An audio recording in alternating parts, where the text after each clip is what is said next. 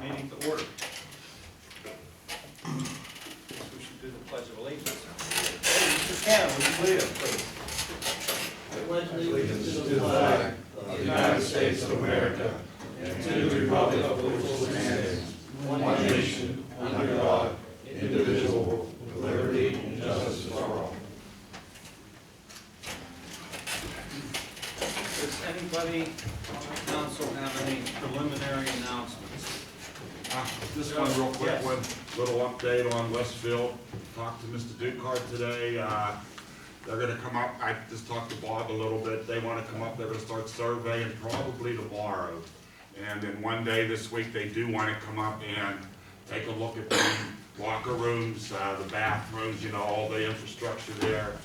And hopefully they will get us something first or second week in January is what they're looking at after the holidays. To have some kind of idea of what they're gonna Yes, yes. plan to, or Right. what they wanna present to you? Yes. Okay. Yeah, they wanna look it all over first, cause I mean, they know it's in pretty bad shape down here. It's not mascara. Yeah, there was another contract, you gotta be here with them, I forget their name. Sarah. Masera. Mascara, not mascara. Mascara and Mascara. Masera. Sorry. Okay, That's all, thank you. that's good news. Any other preliminary announcements? If not, Bob, could you call the roll? Councilman Ballas. Present. Councilman Shields. Here. Councilman Voltaire. Here. Councilman Brennan. Here. Councilman Falls. Here. Councilman Ingalls is excused. President Lloyd. Here. Okay. Do we have any public speakers? We do not. So with that, we will move right into our continuation of our budget expenditures with Public Works. Before we do that, Mr. President, just to reiterate, and I will be addressing this at every budget meeting. Two things. Number one, the ground rules. Although the 2015 budget meetings have been legally advertised both in the Valley Mirror and the Daily News as required, the public is invited to observe. Budget deliberations are among council members and staff only. Public has no input during council budget discussions and deliberations. Public will have time to review the eventual proposed budget effective December 18, 14, and offer comment up to and including the special council meeting on Tuesday, December 30th, starting at 8:30 p.m. 8:30? 6:30. Okay, I'm sorry, I misheard you. I may have said that, but 6:30. Just wanted to catch. Sure. This December 10th meeting starts at 6:30 sharp and ends no later than 8 p.m., if not before this time, after which the council workshop items will be addressed. Following this December 10th budget meeting, adjustments will be made to the 2015 budget working document in time for a revised working document for the third council budget meeting on Monday, December 15th, starting at 6:30 p.m. As a preamble to the continued discussions, as you know, 2 days ago, we did review the police and the fire proposed budgets for 2015. Just as a backdrop, we know that 2013 was a difficult year for council in this community. Not to suggest that 2014 was much better, a little bit better, but not much. Where we are right now is that we did not receive RAD money in 2013 to the tune of $250,000. We are receiving RAD money now as a result of council completing the 2011-12 budget audits. We do know that from 2014 into 2015, council is on the hook for $1,072,014 of its municipal minimum obligation to the pension funds for both police as well as non-uniform. 2014 has been paid. 2015 is better than $500,000. We do know that we're currently in discussions and perhaps further litigation of $242,000 of police pension, heretofore non-contribution into the pension plans from 2011 through 13. We We have a potential penalty of $80,000 with the Social Security Administration due to prior administration malfeasance to reporting same. We also are on the hook for about $21,000 for the State Department of Revenue for lack of submitting tax receipts to the payroll deduction. We also are looking at in 2015 and perhaps beyond, unless we do something drastic, $450,000 per year in workers' compensation premium cost. So that's the backdrop that we bring the 2015 budget to you. Everyone in council was delivered a preliminary budget last Friday on the 5th. We did have discussions on the 8th on the police and fire. We tweaked a few things.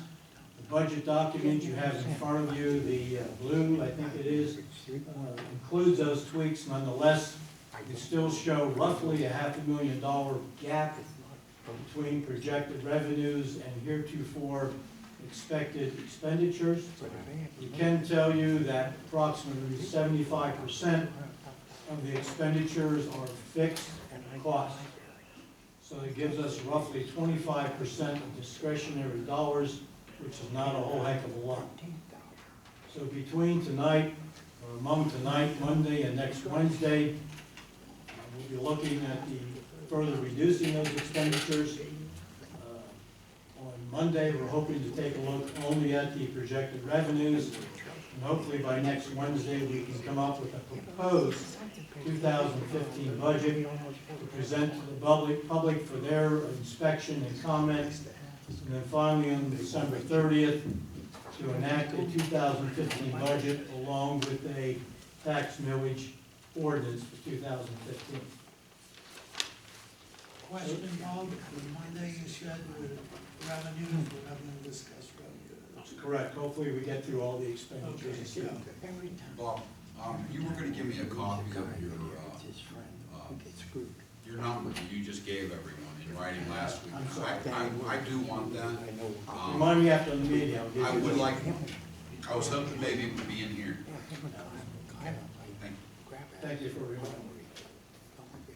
So we have Bob Weisse here, our supervisor of public works. Bob did submit to me a few weeks ago his projected 2015 expenditures for both sanitation as well as public works. That is included within public works, sanitation and public works budget, starting at page 34 of your blue handout. I've asked Bob just to briefly go over some of the highlights on this. Following public works, we'll get into administration, debt service, and other items that I will certainly address with council, and hopefully we can round all this up by 8 o'clock this evening. Bob?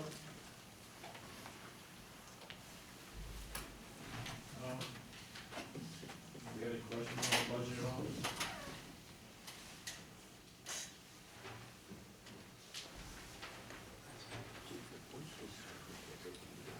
Under health insurance, seems the actual cost so far this year is only like $12,495, and it looks, $120,000 for next year proposed.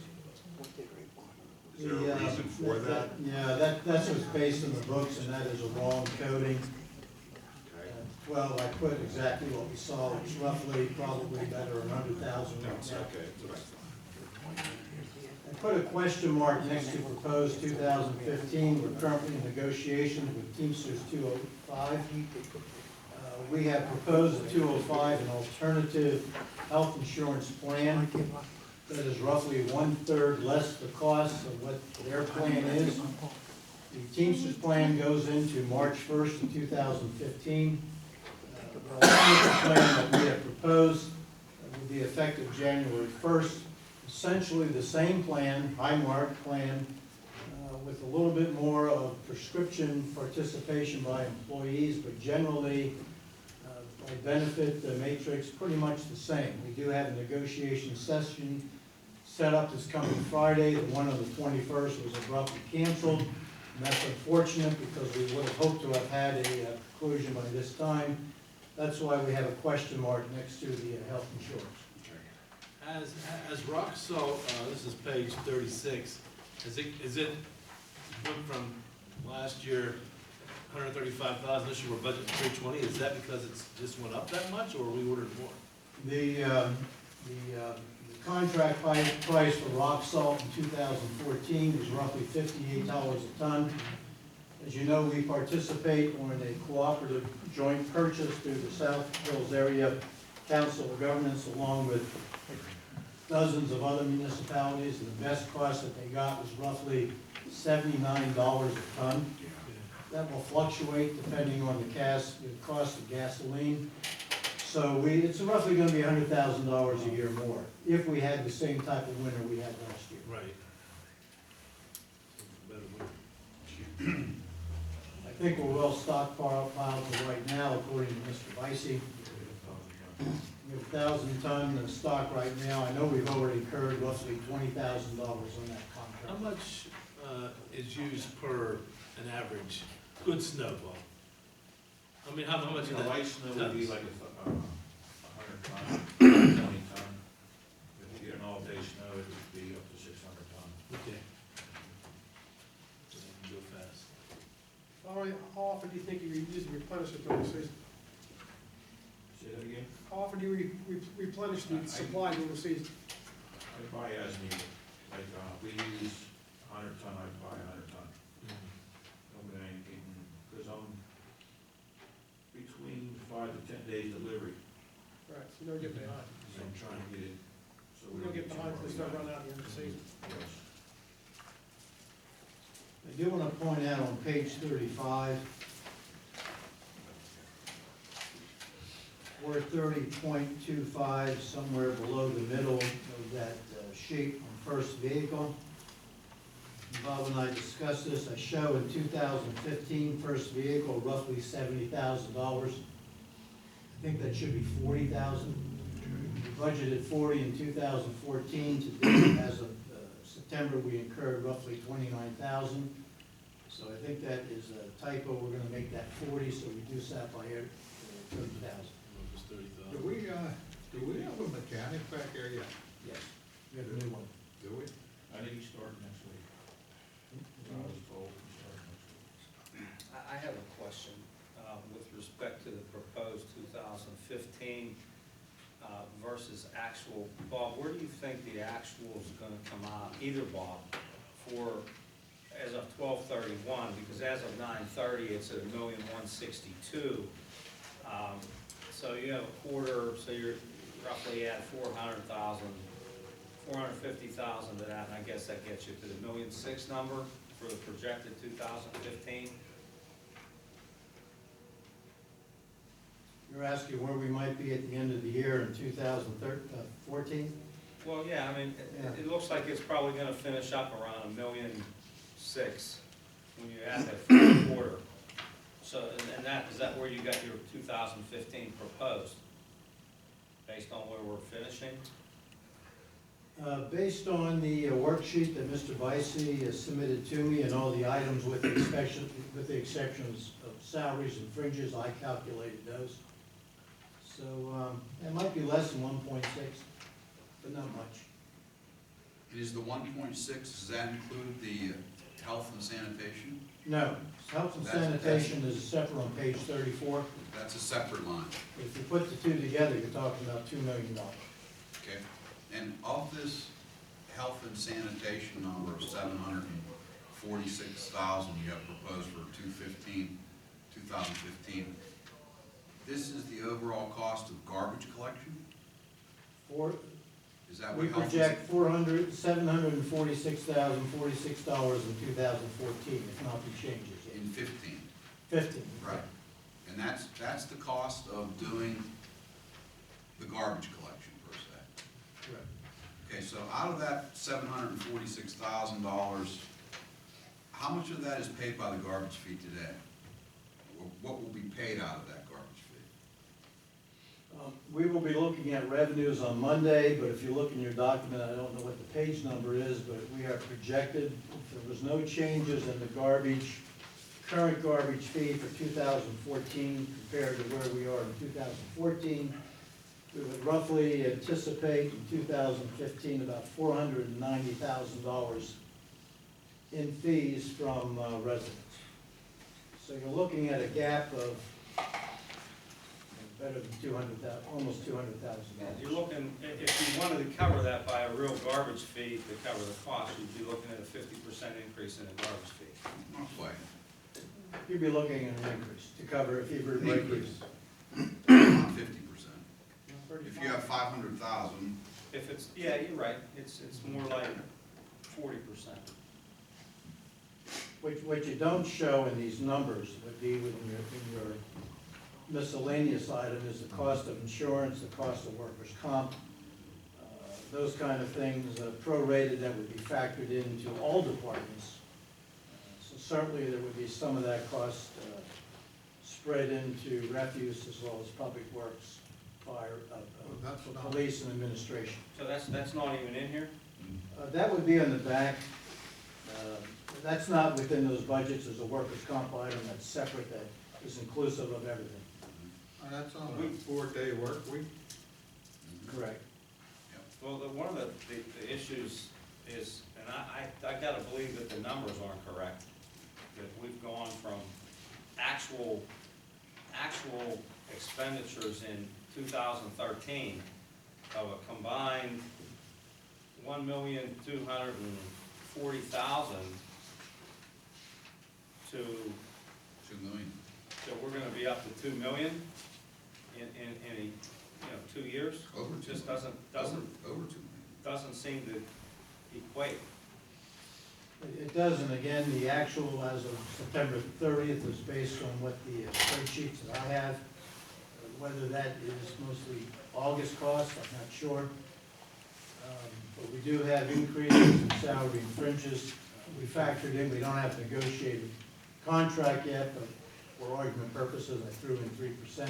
We've hired 4 more employees too, on the public works that weren't on the budget all year last year. We hired 3 new ones, and we replaced one who, I guess it was net 2. Well, the sole cost and the overtime cost went crazy last year. Right, I right. mean, that was weather related. Didn't help at all. We had a bad winter too. That's $2.352 million versus 1.2. I just can't fathom See the that that's jump. doubling in 2 years. We really gotta look hard at these numbers. We'll take a look at it again. Salt was up almost $100,000. Well, it's definitely gonna be up over $100,000. It was just since 9/30 from what projected was. Although it's not significant, we do have a debt payment of, the new dump truck that we got. It's in there. I think we have one more payment on the Ford 550. It's buried in there. That's not significant.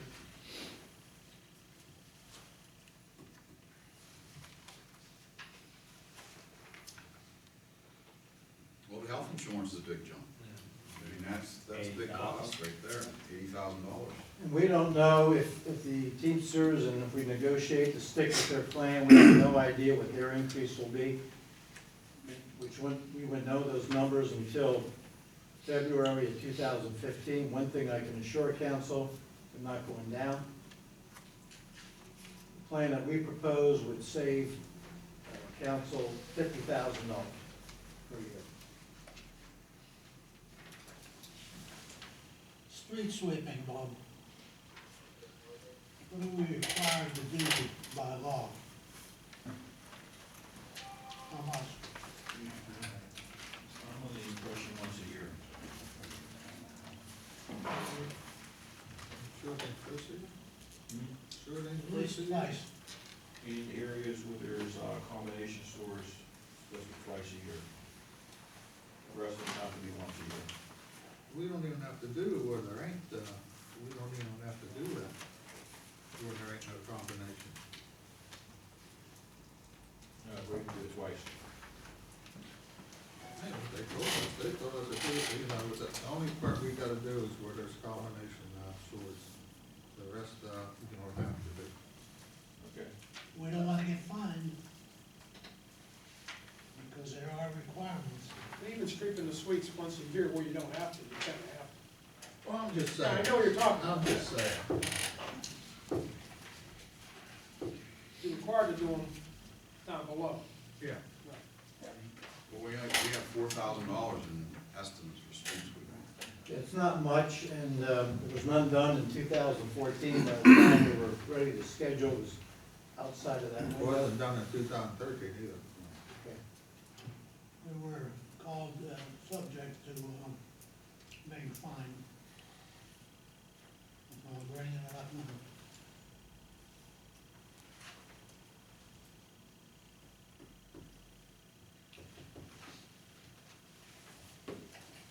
So if you want me to retweak the numbers, I certainly will. I'll consult with Mr. Bicey. I don't think they're gonna drastically be reduced. The first vehicle will be 30,000 off of that. That's a misprint.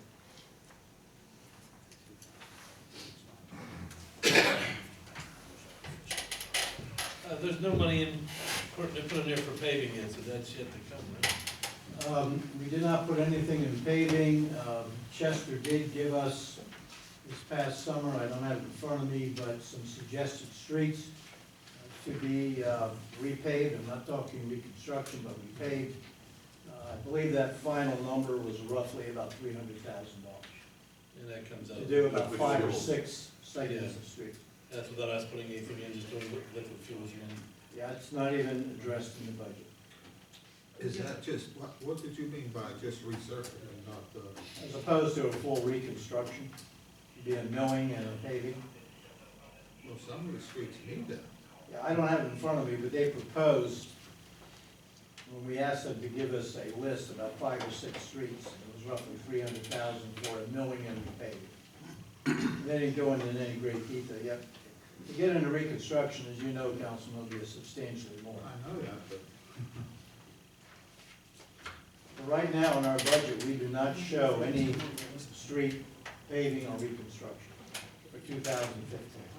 Well, beside the budget, Bob and Bob, I'm sure you guys are keeping track of the utilities, who's ripping streets up, and who's gonna be patching and replacing what they've done. I'm sure you guys are on track with that.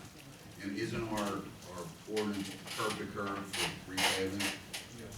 So, I mean, there's a lot of the streets, which the policemen will tell you, they're driving on every day, they're just horrendous. And I imagine you have a list going that you're gonna, you know, in the spring, I would think they were gonna do it. I know they're still paving streets in the city, so they're still capable of doing some paving, so I don't know where you're at on that list, but it is pretty bad. what about that patch on Maple Street? That's caving in there. Who did that? Is that the, It's water company. They're all cutting, pardon me? they're all cutting the streets now and fixing them. They They're down on did Charles pave, Street. they did pave curb to curb, but that one spot there. Yeah. Can we try, I don't mean to interrupt, but can we try to keep this to a budget conversation for now, or we'll be here all night? We're talking capital outlay items, let's get to them later. Can we move on to administration? I think we really need to check, the 3 of us or 4 of us need to Check go the over those numbers. numbers, because they don't seem to add to me. And who knows, they may be right. I noticed that the administrative numbers jumped considerably too. We want to move to administration. We're looking at page 26, 27, and 28.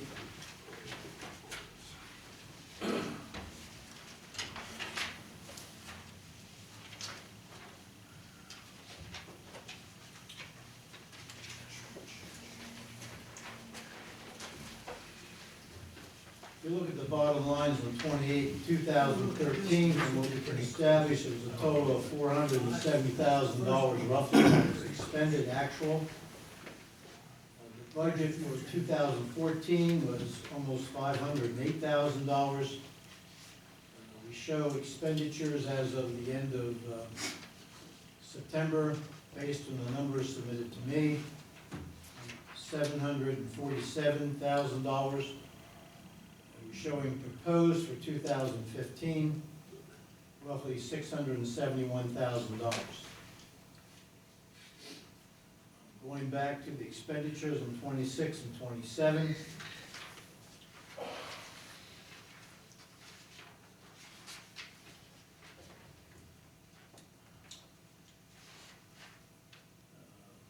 You can see that the manager's salary has substantially increased to 70. That's what I'm being paid now. I do not project any pay increase for 2015 for that position. Where, and this is a question mark, the legal expenses, if you go down to 404.316, we show actual of 292,000 as of the end of September. That is questionable.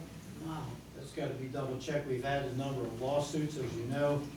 And even that number, based on the spreadsheet gave to me, was questionable. So we are projecting in 2015, both with, for any defense that we may need, is $100,000 plus any solicitor costs.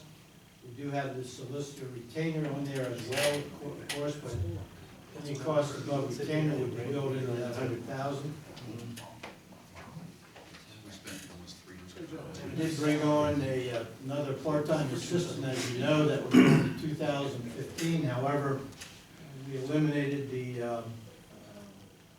assistant manager position. Essentially, half that cost, if we continued in 2015, is being absorbed by our retained financial manager or bookminders. It's roughly $18,000 a year. And we continued with an assistant manager that would have been better than $36,000. So we're essentially getting a professional bookkeeping service for half that cost. So the assistant manager position has been eliminated. Shouldn't we have a figure in there for what the manager, what the prior manager paid himself in 2013? I just said That would zero. raise the number a little bit. But That would he have paid raised the himself actual something. number. That I'm not number sure is what still he paid himself, but I paid himself We something. don't know. He was here, For the 6 Yeah. months, it was like 50 or bargain blow. Yeah. It has to be in there, should be in there.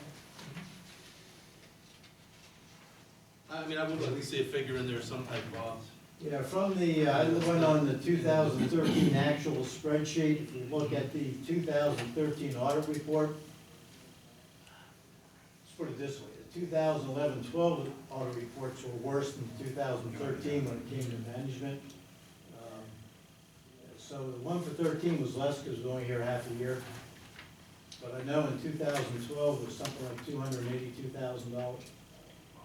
Now, that was totally for administration. Well, we've also moved, we moved code enforcement out of the Yeah. police budget. And we threw It's it now into showing up administration, yes. in administration too.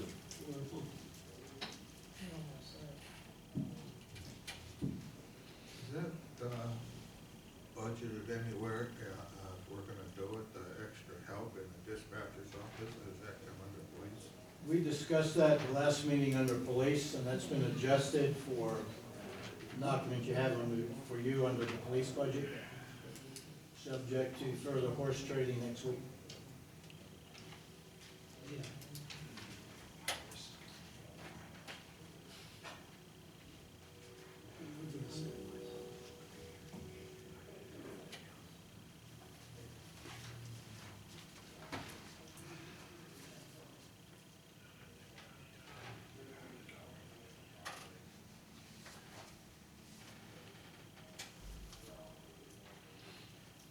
As far as just some other things for you to be aware of, and it's not a major item, but on page 26 under general expenses, 400.241. 15, that's just general operating expenses for the office. Also included in there would be my proposal to redesign the website to get it to 2020 standards. We're hoping to eventually have all our forms, permitting applications, codes, everything on our website so that residents can access that electronically. Rather than coming into the office right now, we don't have that capability, along with other type of applications that have yet to be determined. But that would be in that particular line.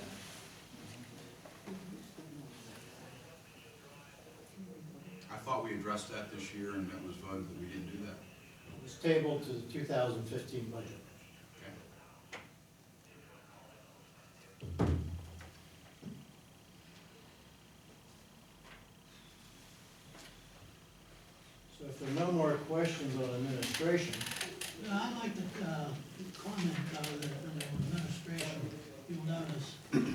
dog dues from 20,000 to 12,500. What line are you at, Rick? 406.421. And I give credit to Rich and Joan Dallas for pulling for helping us pull it off. Let's put it that way. I had one more comment on that, administration, 409.364 sewage and water. The actual's gonna be like 40 grand, and we're showing 15. Wasn't that because of 2 separate water breaks, and didn't we get reimbursed for one of those? We did last March and April, actually had 2 water breaks under the bleachers in Westfield. We were assessed almost $46,000. We did get some relief from Pennsylvania American Water and our sewage, roughly about $20-something thousand that they gave us credit for. So that $15,000 number is kind of a, Well, that, I adjusted for September 30th, so it was 36,851, it was actually more. But we put that adjustment in there. you know what I'm saying, 15,000 budgeted is a high number if we're not gonna have a break, unless we're budgeting to break. Well, hopefully we get all new lines back there, so we don't have to worry about it. I know it ain't much money, but why can't, we do that window cleaning in-house? Actually, we never did it. I It know, was a budgeted item. Can you imagine what our work comp would go to? We don't have a scissor Window lift for cleaning is one. dangerous. it isn't that much. Are you suggesting, Dan, that the water sewage should be reduced? Well, yeah, I mean, not that it's gonna make a big difference, but it's probably not gonna be more than $7,500. So you're saying cut in half? Well, yeah, I mean, in a normal year, it's $3 grand.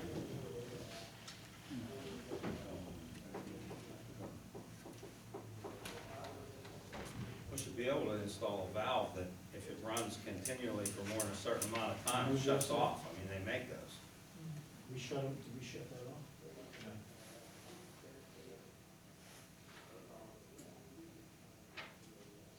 I will adjust that to 75. I think if you're gonna adjust it, I think you'd adjust it to 5,000. If you're gonna adjust it. We need to start really looking at numbers and really looking at hard numbers where you can cut numbers. I could live with 5,000 there. Again, it's not gonna make a big deal. Right.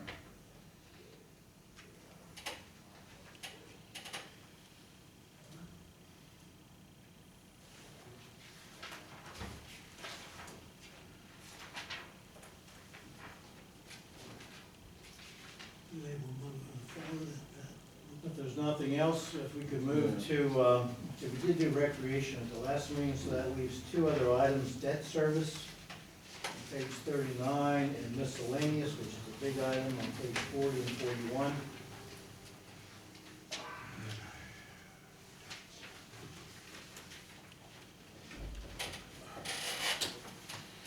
On debt service on 39, a couple question marks. Council did authorize me to submit a Unit Debt Act application with DCED and to solicit proposals from financial institutions for a tax anticipation note. I put 800,000 there, a question mark, whether it's 6, 7, or 8, I don't know. It's pretty much a wash. If 800,000 comes in as revenue, it's got to be paid back as 800,000 plus interest and the fee, as you see there, which roughly would be 10.5. We do have another payment, I believe the last payment in 2015 for the number 4 roof through the Authority of Improvement to Municipalities at 23.4. And on 9/11 leasing, for the conversion of 911, 2015 would be roughly $18,000. As to the fire and the equipment, flooring equipment for public works, that's built into their particular budgets. But on debt service here, so we're looking at right now, $41,000 in both the roof and the leasing repayment, not to mention the tax anticipation note, which yet to be determined, but that number hasn't been put in there. Big items on miscellaneous, page 40 and 41.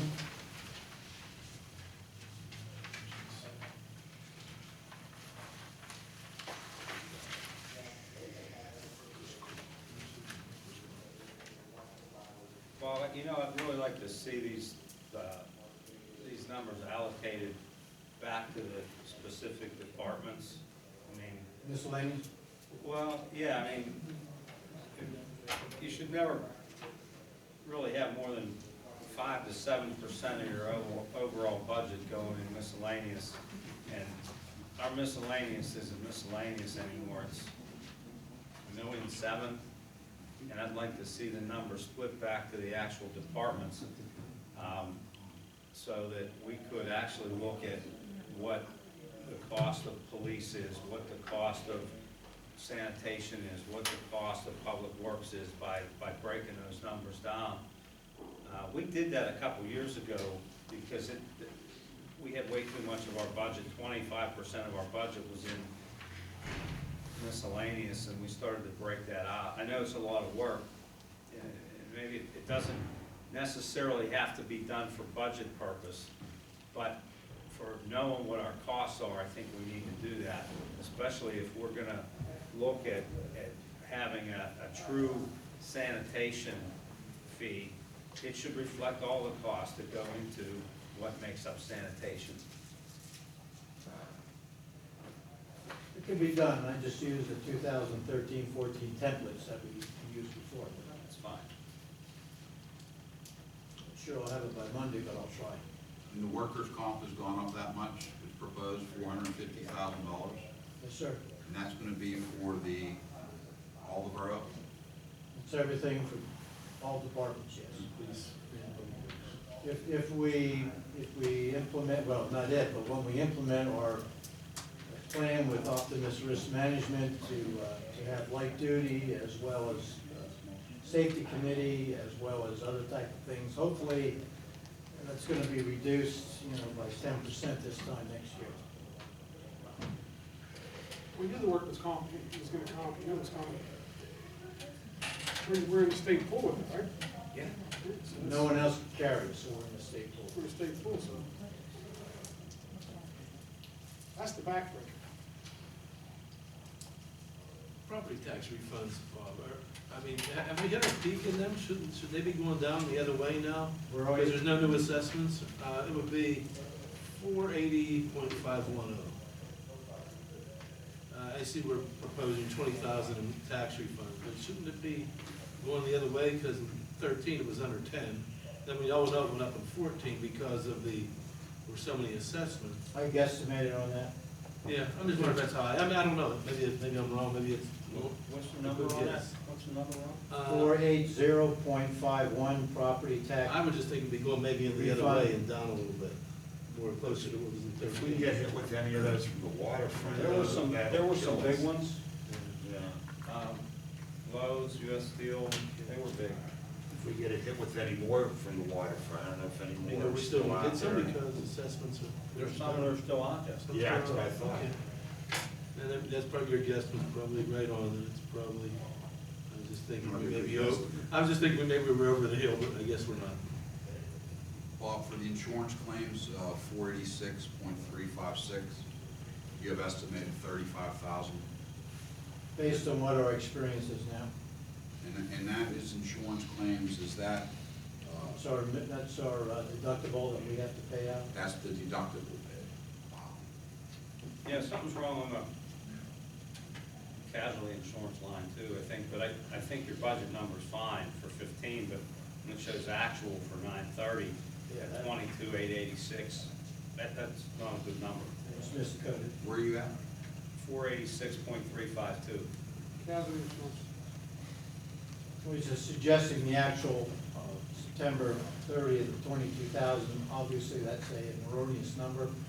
We do know that our casualty insurance has increased $10,000 annually from 2014 to 2015. When we reviewed that in August and September, when we got down to the final look at the casualty insurance, one of the reasons that it went up so drastically, I think there were 15 vehicles that had to be added to the schedule that weren't on the list. Okay. So, you know, that was $12,000 right there. Another thing, Bob, is that Fireman's Relief Fund, now that's money that comes in and goes right back out. It's an expenditure, you'll show that on the revenue side when we'll discuss that Monday. But it's still an expenditure. Yeah.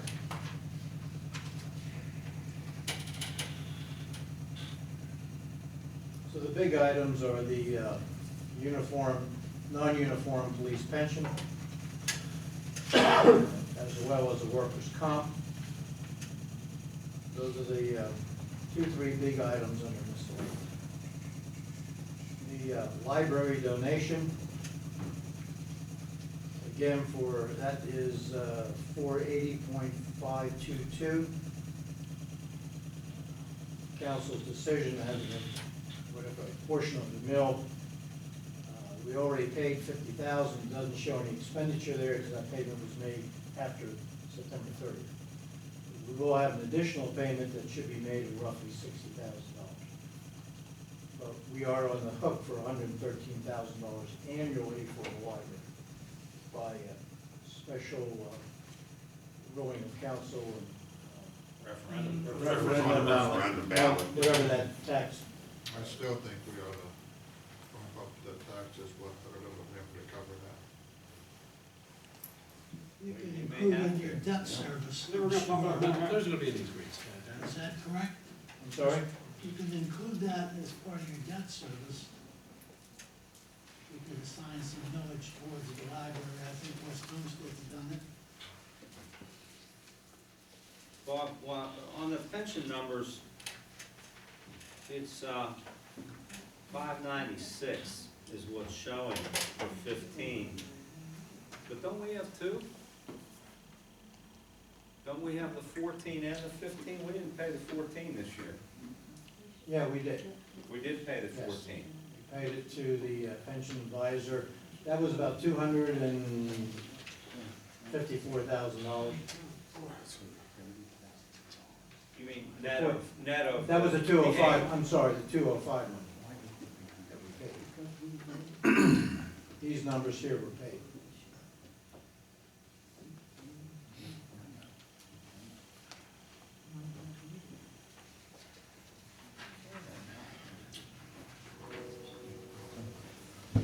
So from Monday night through tonight, we've been through all the departments, at least on the expenditures.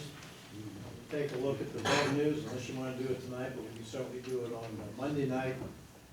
We made some minor adjustments, but we still got a big gap. What is the gap, Bob? Just a little less than $1 million. If you look at the beginning page on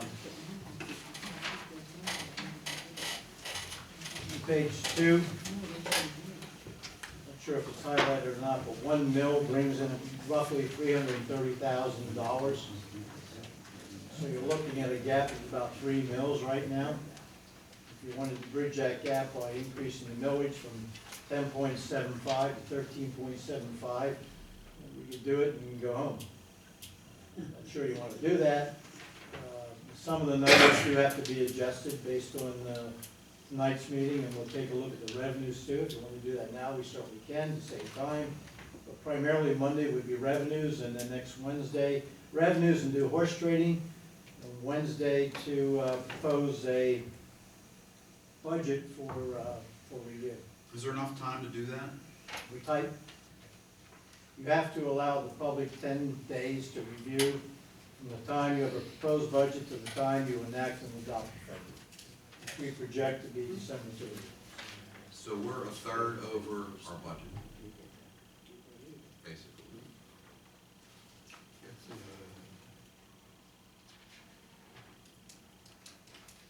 again, roughly 75% is fixed. And does that take account into the monies that we have to pay out for our police pension? Yes. That does take it into account. So if we raised our mills, 3 mills per se, then we would be clear, right above water. If we accept these numbers, yes. You There are other options, certainly there's layoffs. I know you went through this discussion last year. It's certainly an option that council has. As part of the mix, a millage increase and layoffs. Outside of that, you don't have too much wiggle room. What about buyouts for people? How does that work, Paul? There would be a cost to that. You would have an initial sticker shock for whatever that buyout might be and whatever the plan might be, whether health insurance goes with that for a number of years. That will be carrying costs beyond 2015, but looking on years beyond that, it should help. When you say buyouts, that's also assuming you're not replacing those positions. Right. Our legacy costs have cost us a lot over the years. Come back and year after year.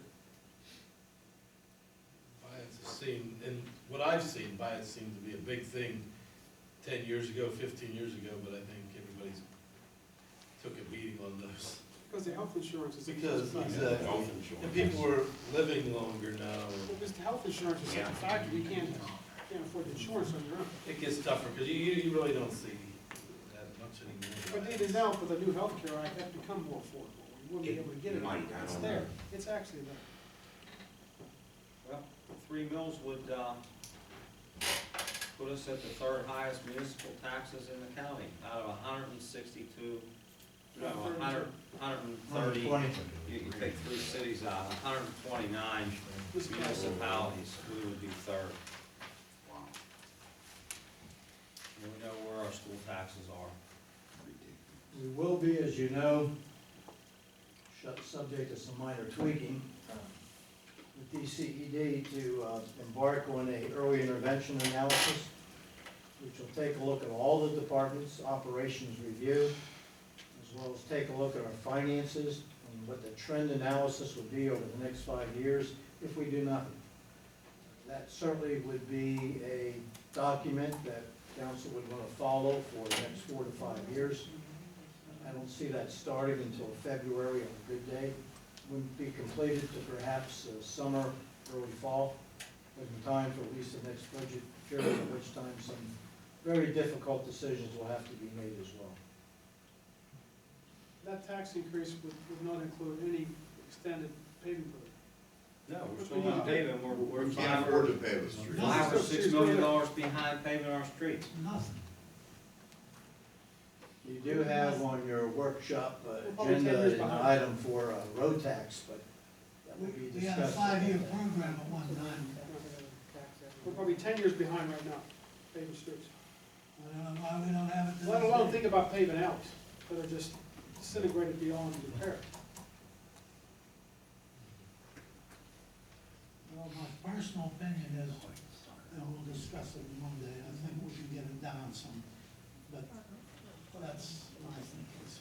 it's We'll up have to better, you. we should have better numbers on Monday, though, Bob.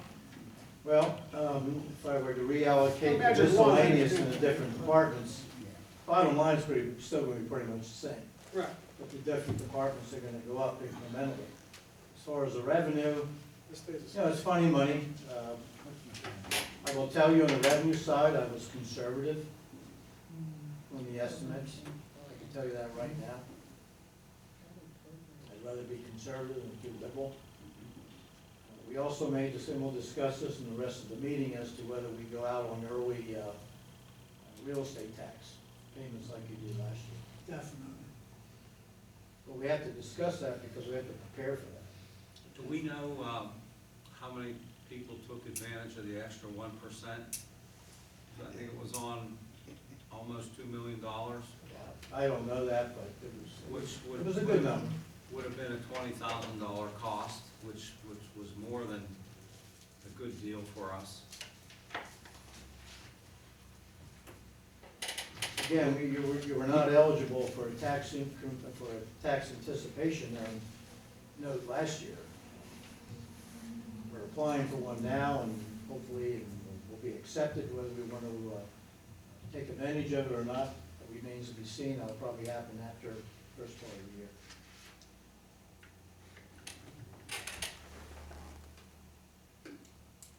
We need cash to get us through the first quarter. Okay. So if everyone's satisfied to do Revenue Monday, we'll do Revenue Monday. I would say that we should all take a look at these numbers and scour them and see if there's some other things that we can cut. Certainly, we're gonna have to raise taxes, or we're gonna have to cut expenditures. And Mr. President, I know it's interrupting, but it might be something that can help. May I? I think we set the ground rules out in the beginning, Michael. I'm sorry. I can't recognize you. That was very clear. No public comment on that process. You can certainly comment at the end of the meeting. Okay, because I think it might be something can help if you look into it. Okay. I'm sorry. With that, if everyone's satisfied to do that, we'll move on to the workshop items under number 6. The first item is flyover guardrail damage. Hey, Bob.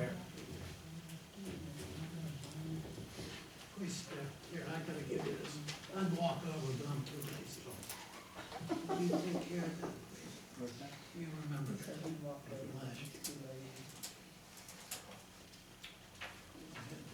I'm sorry, Mr. Chairman. No, that's okay, Mayor.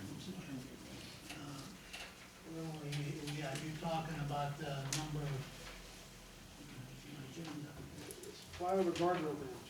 Bob, are you gonna handle that, or who's I'm gonna move over there with my stuff. Okay. The mayor wanted me to put that on the docket. You have a handout there that was submitted by an engineering company that's required to do bridge inspections. And because of the damage, there's a requirement that it should be corrected within 6 months of the issuance of that report. And I did share that with the mayor, since he likes that ramp. I shared the rest of it with you, but it would have to, what the cost is, I don't know. It's essentially to repair the guide rail. I haven't costed it out, but we're probably looking at labor and materials and $10,000 to $12,000. That's what it was last time, well over 13,000. So that's our bridge to repair? Yeah, we own it. We own it. Should we take the full brunt of that responsibility of the truck? Our bridge. We should be, should we, the cameras don't work there. Get you doing it and then see the restitution. If the cameras work, I thought we caught some of the ones, didn't we catch a few of them, Chief? I mean, no, the ones that actually did the damage to the rails, didn't we have to get a tow truck to get one of them off and? Off a vehicle. Off a vehicle. Mayor, did you talk to Jay Costa last week about the light? I talked to Jay Costa, I talked to Fitzgerald, I talked to several people regarding this letter, obviously. I talked to Jerry Evasham, not Greg, Jerry. Because Jerry was here whenever the bridge was taken over by Munhall Borough, much tonight. And we got into the discussion of this letter, which is telling us, put up or shut up in 6 months, if you excuse my French. I got to thinking about it at first. I was a little angry, and then I thought, you know, it's the railroad. If they want to shut it down, we're going to shut it down anyway, probably. So let them shut it down. Let the people know that it's not Munhall Borough that's shutting it down, but them. But there's a lot of things that enter into this. And I talked to Mr. Washevich generally because we talked about what all is involved. We're in big trouble because, you know, it's our bridge. It's our road. We didn't get it paved. We didn't get nothing done because we were smart enough to sign on in the past, as you can see. But at the same time, The problem is that the Public Utility Commission, and the railroad has the right, according to the attorney. The Public Utility Commission is in on this. They're a Public Utility Commission where they come in as, the railroad, if you're going up that ramp and you don't fix those ramps, and the car goes over onto a train, guess what? Guess whose problem that is? And that's where the Public Utility Commission comes in at. Munhall's Bridge, Munhall's Road. We're gonna have to get something clarified, and then one thing we gotta work on, especially with the county, is to get some relief off of the county, because I don't see anybody else giving us any relief. Off of the county to get them to share in the maintenance of that bridge. Because this firm in the past has sent pictures and showing us underneath some of the deterioration is of everything. So we're responsible. Is that a bridge? Yeah. Did we ever collect any monies, from the insurance companies where we know which truck, hung up on that rail? Did we ever follow through on going after their insurance? Pat, can you answer that? I can't. I don't know, the office would have taken care of that. We would submit the claims, I think there were a few, There were but nothing claims. terribly substantial, my short time here. Pretty hard, I mean, that thing's been torn up for a couple of years, somebody runs it over a third time, how do you hold them responsible for the guardrail that was missing? I think Mark can answer how many It's always times we flat. replaced that, we've replaced it a number of Last times. time, one time it only lasted 4 days. Right, it costs about, what, $9,000, $11,000 to replace that? 4 days of cutting it. Mayor, I will tell you that at the meeting that you held with PennDOT on the waterfront, that Mark Yardley told me that him and Fitzgerald had a fix worked out, and it would require closing the pedestrian part of the bridge and making that wider with a wider turning radius. And he said they were gonna make it happen, but That's not the answer, unfortunately. No, We that's have, what he told me. we have other suggestions too. Senator Costa has come up with Caught the lights, the light hesitation program. a light down further by the blue Down buildings. further, the hold up, and when there's trucks and Well, so I on think and so that'll forth. go up. And we don't have anything, any concrete proposal yet, but we do have. You have to have a study first, you know, We we'll have to have a studies study. first. But the problem is, PennDOT, they pop out of their hat. They want $500,000 to do a study. For a study that I have in my office that they tell me is invalid, so I might as well rip it up. This was done 10, 12 years ago. But being that as it is, we're off the list of SPC's, Southwest Pennsylvania Commission, and that in the long run determines the priorities. Anyway, moving ahead, I think that I told Senator Costa to give us your proposal, and I sent him a bunch of material along with these letters, and I sent them to Rich Fitzgerald too, and I've sent them to others too. And I'm looking for their response. And right now, I just sent them the last week, so I haven't heard, and I will be, before next week's meeting, I'll be calling them to ask them, what the status is, and they got all of our, documentation, and, I wanna know where they're gonna go. But we've gotta work with the county somehow, to get more of that bridge. I agree with you, Mayor. It's gotta be taken off our responsibility. Thanks for bringing that to our attention. Bob, do we have any guardrail back here, or are we out? We're out. We're out.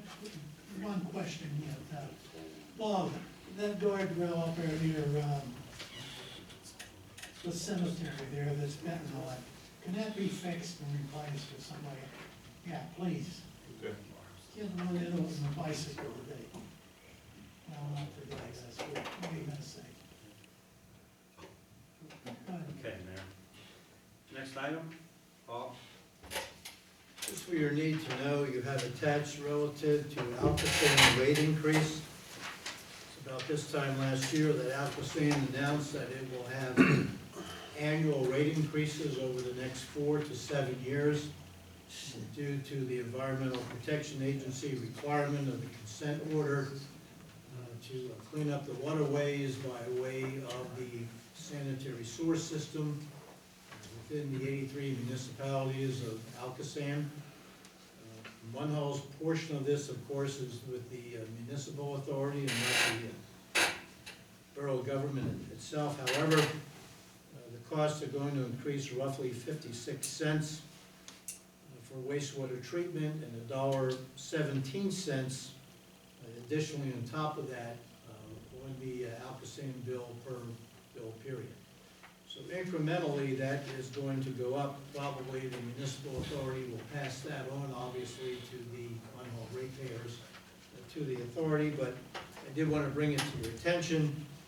Whenever bills go up, or when there is leaks in the street, we get phone calls because people think it's the government. It's not. It's the different authorities, whether it's the water authority, whether it's the gas company, or whether it's the Alcoasand. We get the calls and we get the grief, but that indeed will probably be passed on to the municipal authority ratepayers effective January 1st. So I just wanted to bring that up to your attention.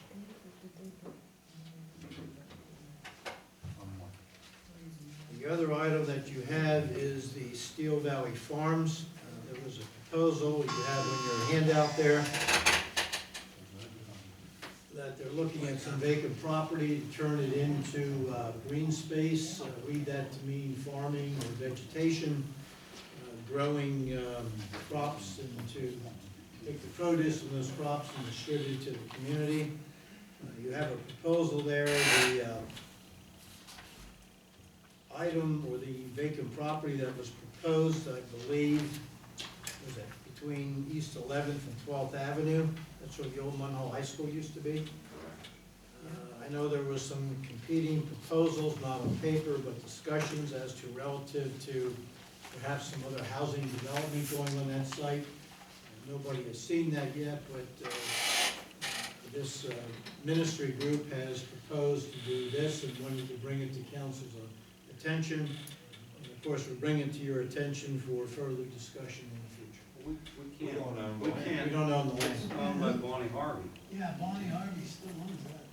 so they would have to get her permission, not ours. We mentioned that to them, and from what I understand, although it's hearsay, that she didn't have a problem. She wants to donate it to the borough.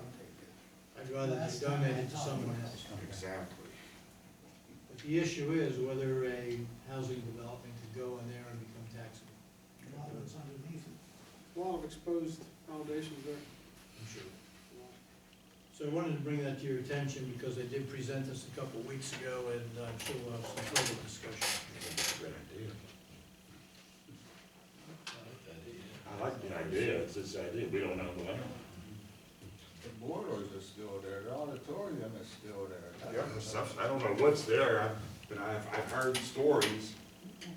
Well, if somebody accepted the property and, you know, they could rent it off them, or something like that, why, No, Bonnie Harvey. it's fine with But anyhow, that- They would be liable. That would be between the existing property owner and another party. I would suggest to council that we not accept it. Don't even get involved. I agree. The other item, Councilman Brendan asked me to put this on here, Munhall treasurer position. With Harry leaving, I think Harry was designated as the secretary/treasurer. He was a signatory to a number of our checks. Right now, we have the president and vice president of council to sign checks. We do not have a designated treasurer person. And Councilman Brennan asked me to bring this up for discussion. Can we make Becky a treasurer? She's the only other, is she gonna be full-time? You're full-time. She's projected from the budget. Well, you don't have to be full-time to be the treasurer, you don't even have to work for the borough. Right, it could be anyone. Honestly, can we ask her if she'll accept that? Well, Councilman Brennan wanted to bring it up for discussion, so. Right, I mean, do we want an outside person to be the treasurer? I prefer not, but we need to have a treasurer. We do need to have a treasurer. If they're an employee, they're already bonded, right? Not necessarily, no. They would have to be covered by Yeah. crime insurance, but Yeah. that crime insurance wouldn't cover them as the treasurer, there's specific insurance. And as the treasurer, they sign checks. No, or yes? Yes. They could be on the They signal. could be on the signature card, right?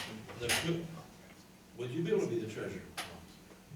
Yes, but I would recommend against that, given the history of that office. Correct. Perception. Exactly. I don't need the negative perception, even though I would not do. We're lightning. We could ask her, or we could appoint someone, or we could advertise for someone to take that position if we want. Our history is, we always had a employee do it in the office, right? Right, yeah.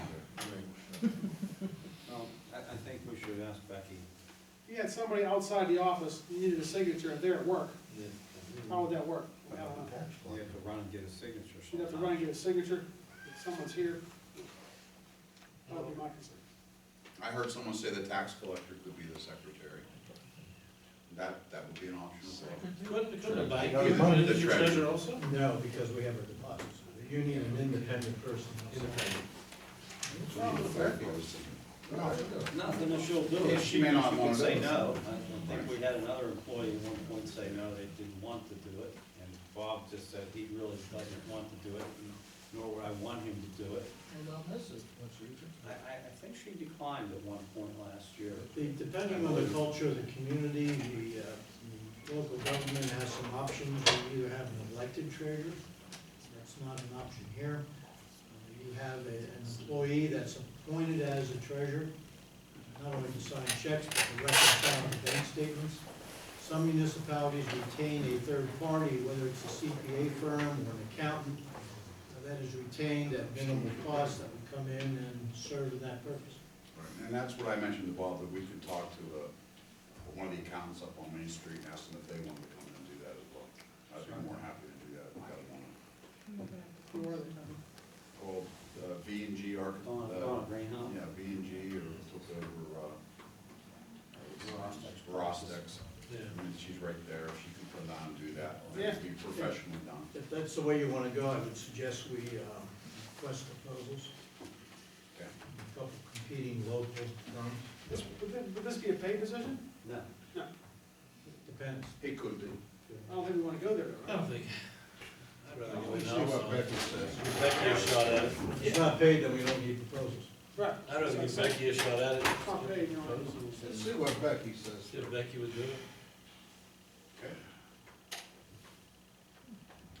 I think that's a big step to have someone come back into the borough who's been gone and has step right in signing checks. It's got a little bit of a rush to.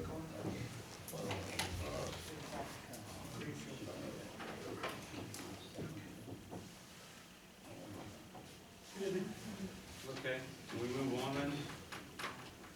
Next item are the pension plans, investment advisor. Greenfield, this is Carl. Okay, I have a presentation that I want to give on this block. I think I'd rather sit over at that table over there.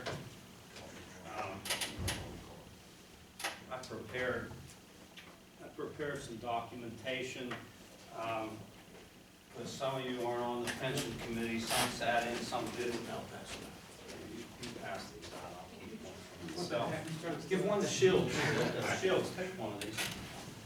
Be sure and look that over That was trying to steal my hat.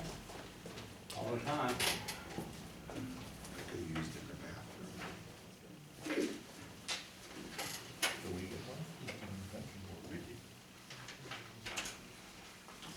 Hopefully I got all of these pages in order. I was a little hasty today at the end of the day. I was a little busy.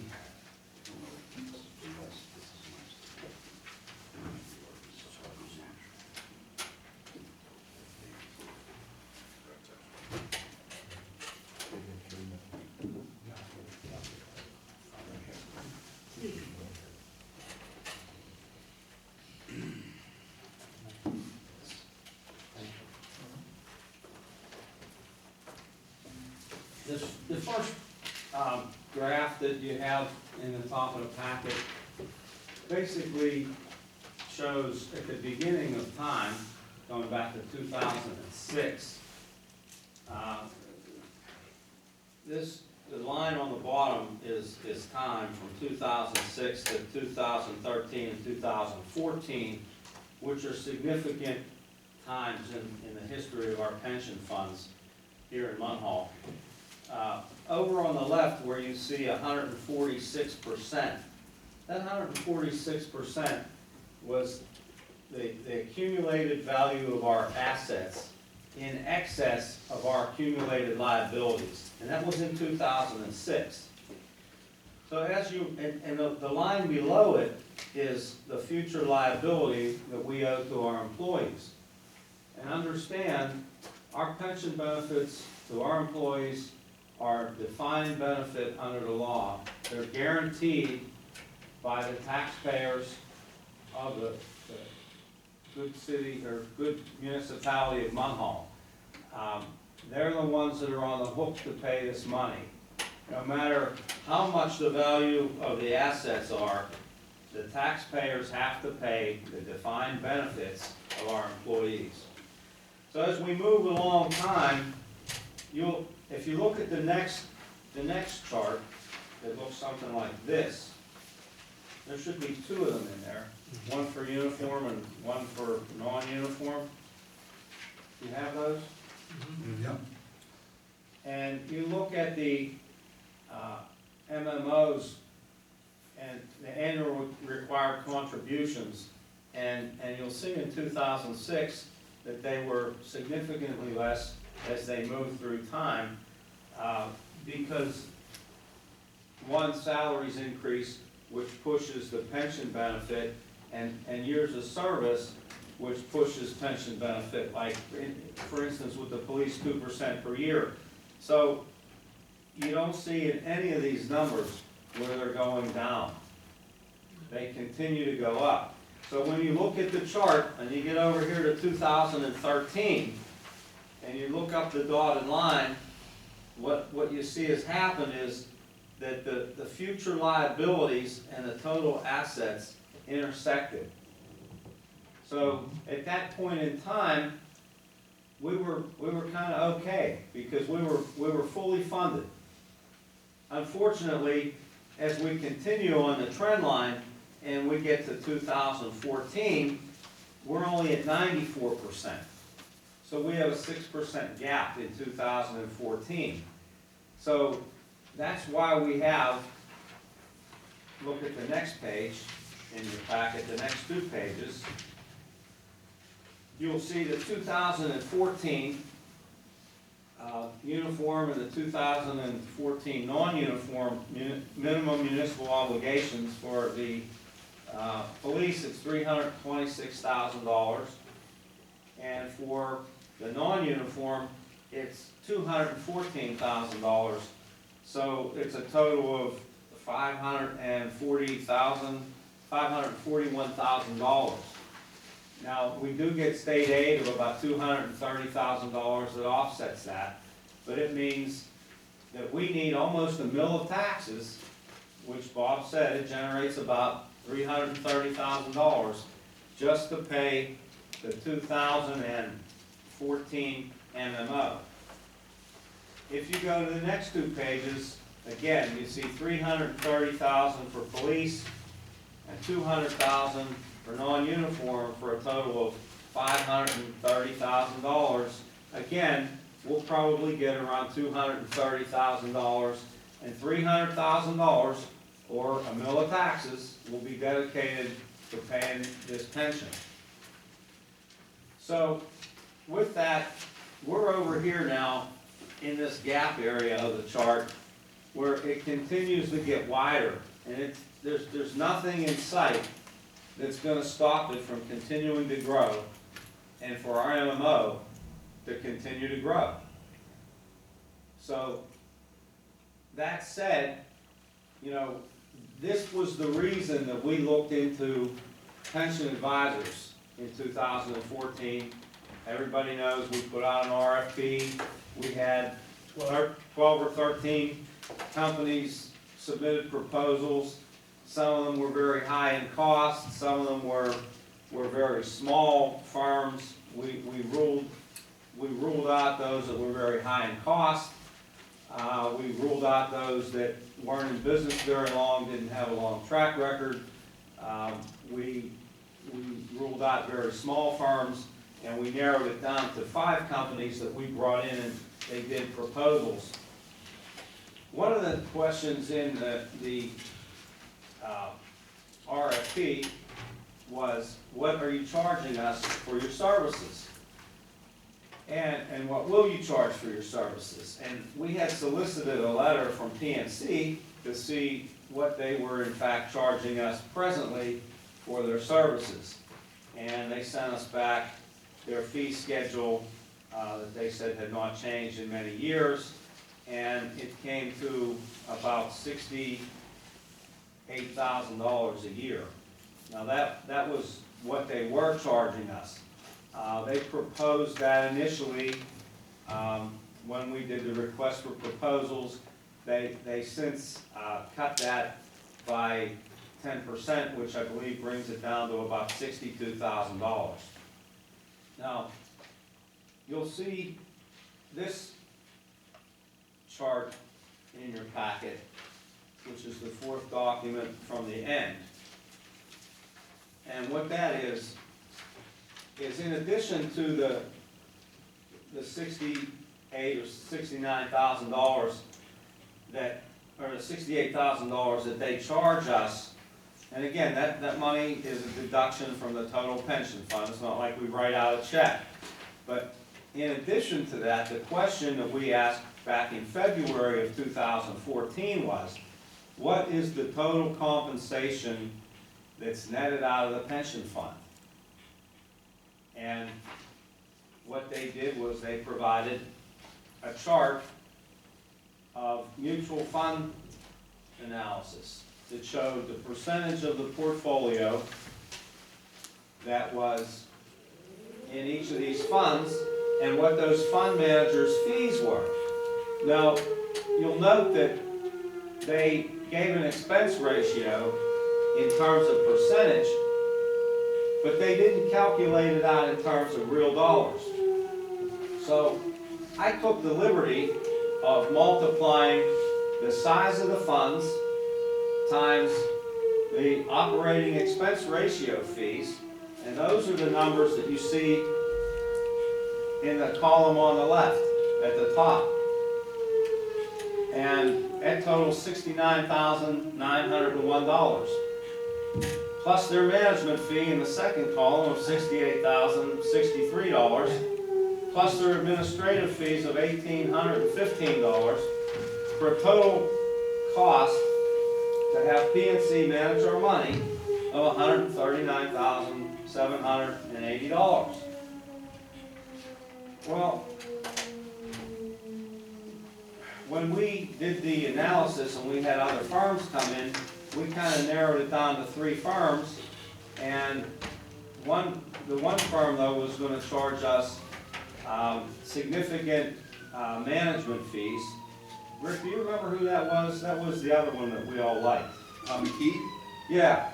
McKee Management. They were going to charge us like another $35,000 on top of approximately $65,000 to do management and do check administration and those sorts of things.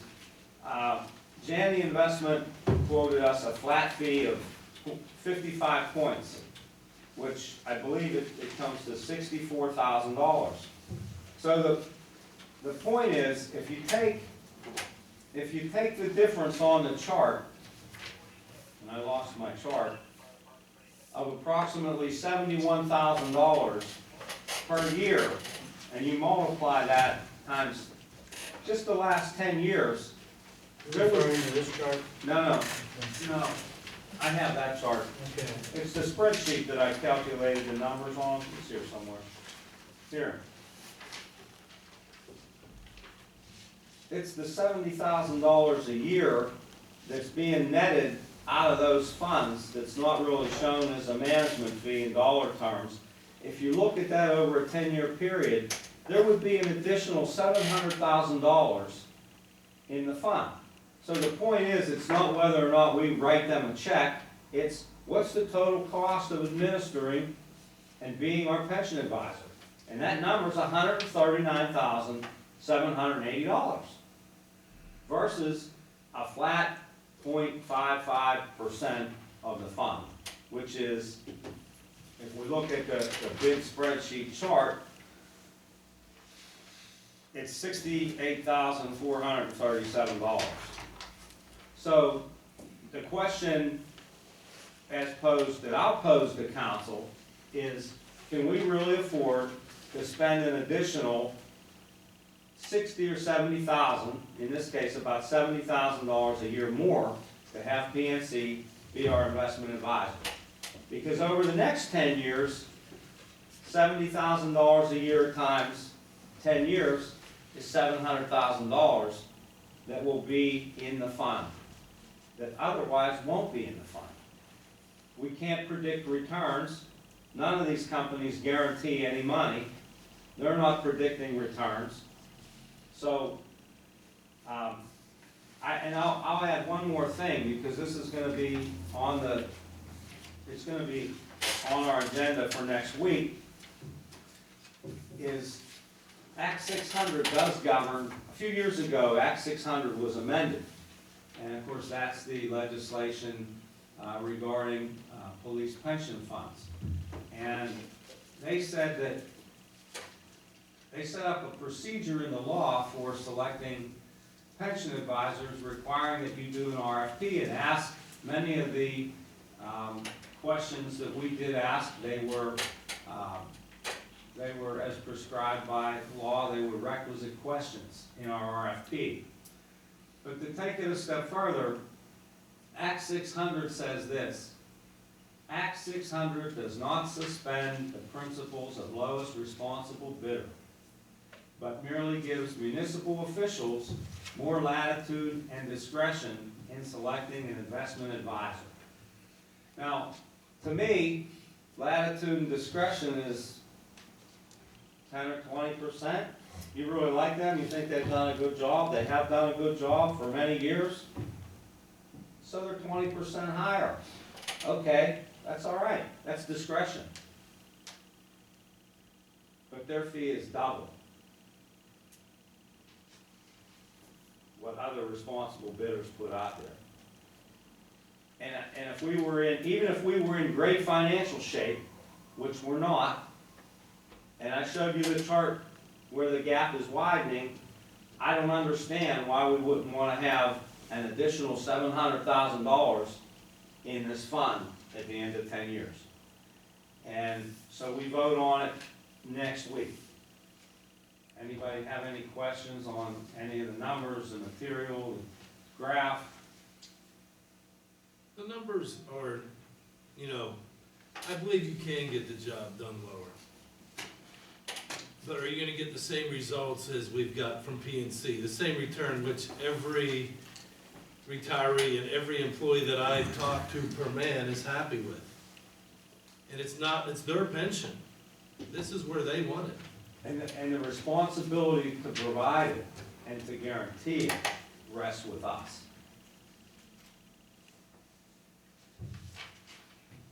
Any other questions? We're providing it.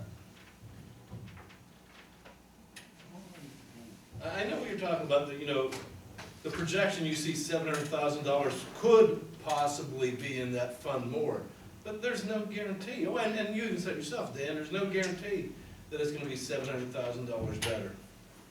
Because they may take different investments, they may take some different risks. And that goes both, that cuts goes both well ways. as PNC's risk have gone, PNC has been very conservative, they've made, substantial gains. I know, I'm just trying to think of myself, I think they've gained, since I've been on council, I think their pension funds went up over $5 million, I think, since 2006, 2007. Maybe not exactly, but I think it was around 9 or, million or so. We all looked at the returns on the chart. They're all very They were close. very close Right. and comparable in terms of return. Any other questions? then why change it? I don't see anything here.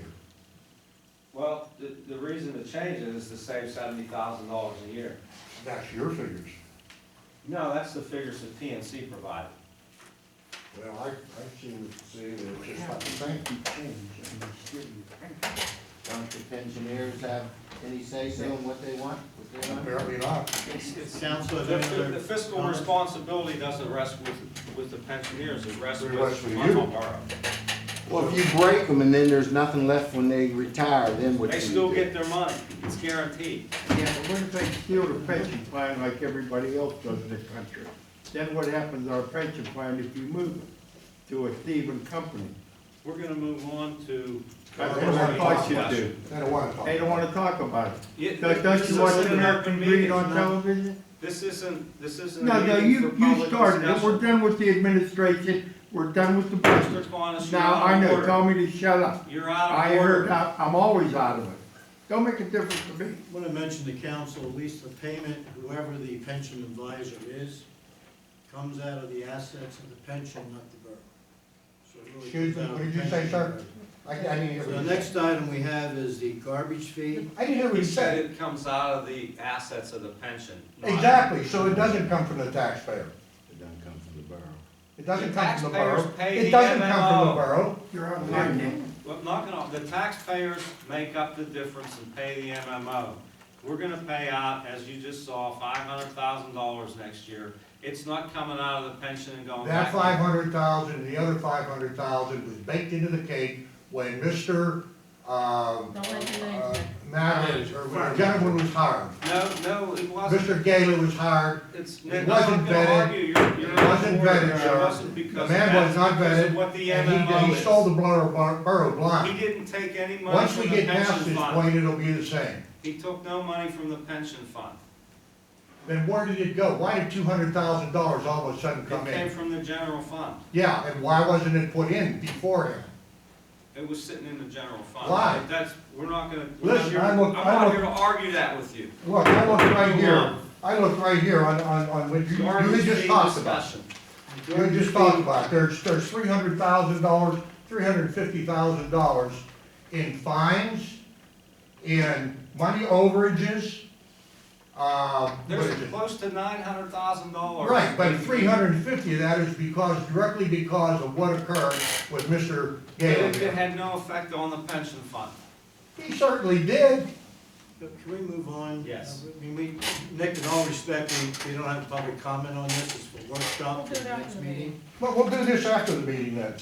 The next item is the Don't run away. garbage fee. It was requested by a council member to discuss the This is garbage bullshit. fees for 2015, as was discussed at the budget presentation on sanitation. Roughly $700,000 to operate it. Our current garbage fees brings in roughly less than $500,000 from the residents for that service. So we have a gap of all the taxpayers subsidizing that service by roughly $200,000. So it was asked to be put this on the agenda to discuss the garbage fee for 2015. I think our garbage fees are a little low compared to He other could speak of that. municipalities. I think our garbage fee should be what our garbage cost is. I agree.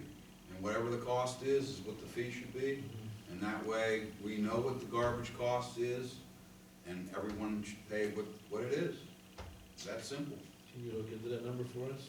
Well, I could calculate that. We would have to put that into our fee structure as part of our action no later than December 30th. Bob, do you know how many we have? Is there like 3,000? How many people have we? How many homes? How many tax bills are mailed out? That'll tell you. Has everybody paid all their taxes up? The, we have about 12,000 residents, but as far as the housing units, between 3,000-4,000. Commercial's not part of that, they make their own arrangements. We can find that out. Yeah, well, that'll be part of the math, but when you add workers' comp in there, you're probably looking at, adding about $250,000 which you're roughly looking at 750,000 divided by the number of households. Can I ask what the average garbage bill is? 125, If you you pay pay up front. Yeah, It's otherwise. 120 with it's the discount, if you pay quarterly, it's $160, $40 a quarter. Only point I wanna make is let's not nickel and dime here, you turn around and tell them to make a $1.5, $2 tax increase. And then, We may have to do both. right, We may have to do both, right? we don't like that, nickel and dime. I think we should pay the cost, of whatever the cost of garbage is, that's what the fee And what should is that? be. We're not sure, but It's probably gonna be a 40% increase, so you're looking at, you know, about a $50 increase, and it'll go up to like 175, 180, that's the true cost. Yes, Pat? $600 is in, Pleasant Hills, he pays $200 a year flat. That's one. Yeah. Yeah, and he said that's kind of what the going rate is. Right, and I think that's what we should do. That way we're not skipping any issues, and that's what it I is. think it's 240, I think it's If- 60 a quarter. If you duplicate McKeesport, it's $174 a year. I own property in McKeesport, but it also includes police, fire, and garbage. It's called a municipal service fee. Call Rosemary in McKeesport and find out for yourself. It's about $174 a year. You're talking about $224 a year if we were to increase it by 40% from 160 to 224. Just to cover the cost. We need to see what the numbers are, and I think that's what we should do. You gotta get a true number of the cost. Right. We're just going back to the envelope.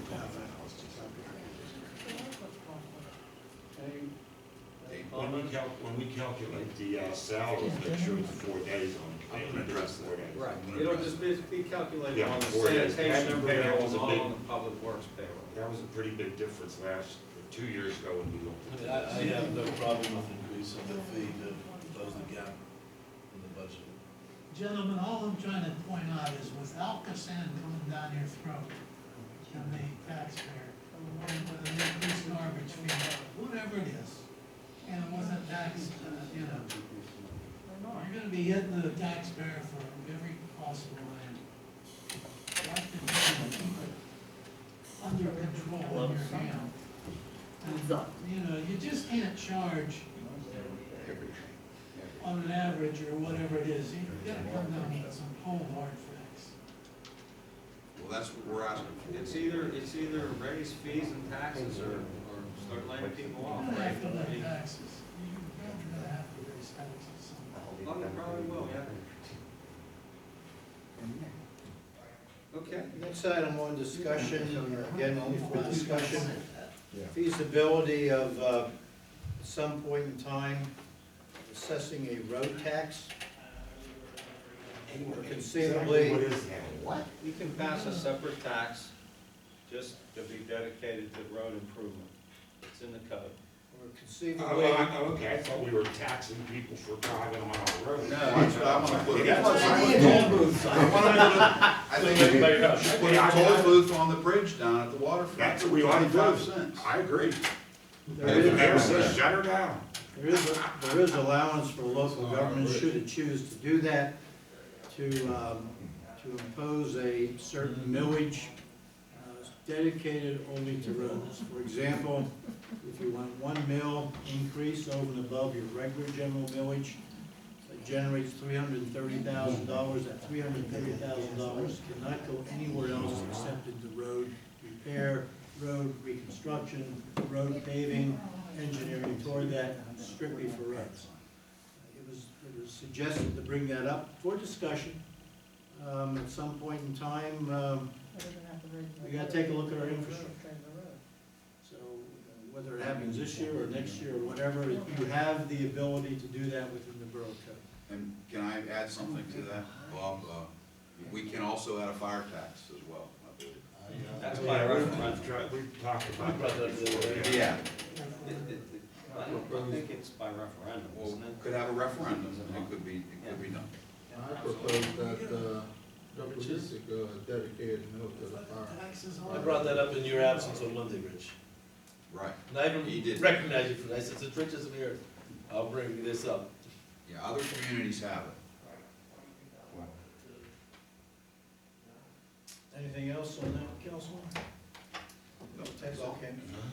Next item was a possibility of formulating a contractor list for primarily, I guess, public works as well as other departments should in time of emergencies or necessity. We should have a certified contractor list that we could draw upon.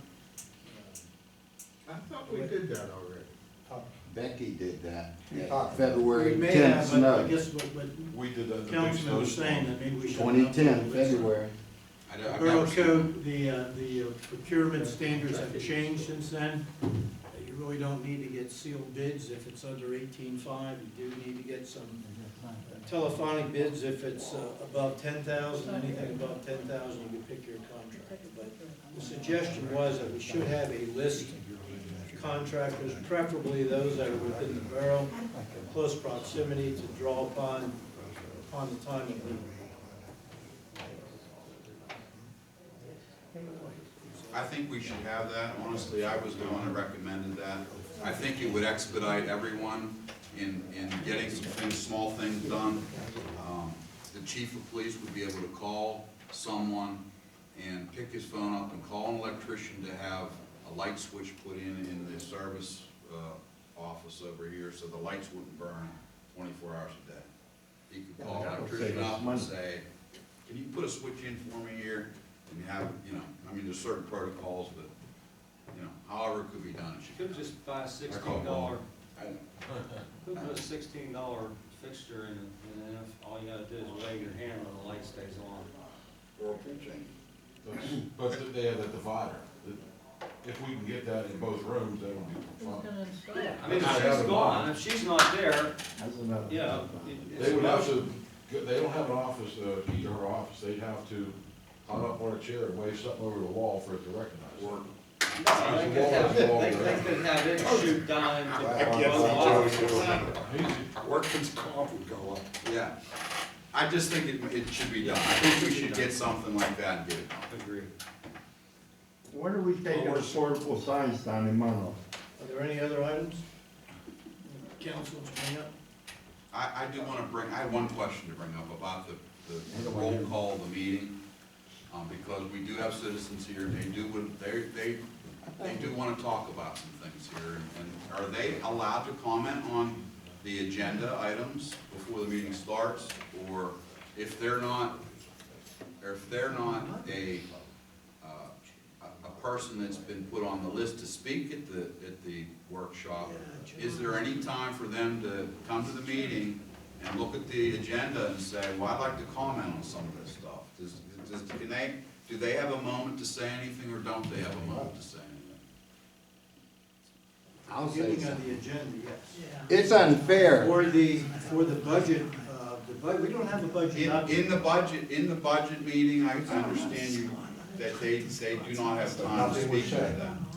But I think when we went into the workshop portion of the meeting, I think in fairness of everyone's freedom of speech, they should have at least a minute or two to say something about what we're talking about as well. 3 Thank you. 3 minutes. Thank you. So, I don't know if that was given to these people tonight. Right, because it's unfair for you to spend our money and we have no say-so. I hear you raising taxes, doing this, cutting public safety. We should have something to say, or what you gonna do when you have Munhall Flight? Who you gonna tax when everybody We knows? already Michael, have do you one wanna, on the fly. Michael, do you wanna come to the podium and take your 3 minutes? I'll hit Well, the- sometimes it takes longer than 3 minutes. I pay a lot more taxes than 3 minutes, but I did come here for one reason, but before we start my minutes. Mike, Yes, Michael Aldrich is my name. Michael. He wants to sit down. Gentlemen, Everybody else. what do you want? Okay, no, That microphone's on. seriously, I don't need a microphone. It started this time. Number one, I interrupted and I apologize because I wasn't here when you started, so I do apologize for interrupting the meeting. But what I said maybe it would help. Starting January, you know our license plates increase. If you pay $36 for your car, I believe it's going to $38. That's not important, that doesn't matter. But the $5 to the county does matter. It's new, it's gonna be, maybe someone here, solicitor, can find out if that's a pool of money you can pull from for our roads. I hear you talk about road tax, hell, don't we pay that at the gas pumps now? You know, but maybe that $5 per license plate that they're gonna put on your, and that's 12 months a year, somebody's car is being renewed, maybe that'd be a pool of money that Allegheny County is gonna collect, then maybe Munhall Borough can get their 2 cents out of it. You know, so if you didn't know that, I'm telling you that that's a fact. You can call any MV motor vehicle department and find that out for yourself. I can tell people. Number 2, you not like it, but maybe you can work on your workman's comp if you do a study of whether or not the same individual having workman's comp every year at a certain time of the year. We've done that. I don't know, I said, We've done that, and we have brought in an expert in managing workers' comp losses and safety, and we formed a safety committee, and we're doing just about everything possible to reduce that. sometimes you don't have to you can bring Ray Charles in, dead and blind, and tell whether the same person is reporting off the same certain time every year. And then also create a light duty. Then you don't have to do workman's comp, that's to help. Okay, now I'll say what I come up here for. No, I'll say one more thing before I say what I come up here. I do have a heavy heart. I heard you say $113,000 for the library, which I'm not opposed to. But what I have a heavy heart about is I came here and asked for $30,000 for the ambulance service, and there's no money. It puzzles the heck out of me. If you have a heart attack, do you want to read a book or do you want a truck rolling up to your door? So I don't know about that one, but that's the only thing I have a heavy heart about. But what I come up here about today is, I happened to be in North Braddock last week, and my business is being discussed, and it started from somewhere in this borough. And I have a real problem with that. Somewhere in this borough. Well, if I'm building something, and it has to be an issue of what I'm building, then I think it should be addressed to me, or so I can come up here and say something about it. But I'm smart enough. I may not be working in NASA, but I did go to 3rd grade. So I'm smart enough to know whatever I do here in this town, I better cross my T's and dot my I's. So yes, I am building a garage. Gee whiz, I'm gonna pay taxes on it probably, you know, so. And it's on property that I own and have owned since probably about 2006. Did I go to a zoning board years ago, because it took me this long to get the garage built? Did I go to variance? Do I know where to place the garage? Do I know how far to set it back? Yes, I do. Did I go to the code officer? Did I give you your $154 for a builder's permit? Yes, I did. So if anyone has anything to say about me and what I'm doing, you get a better answer asking me than I hear my business in the street. It's not, I even called and asked the color that it's going to be.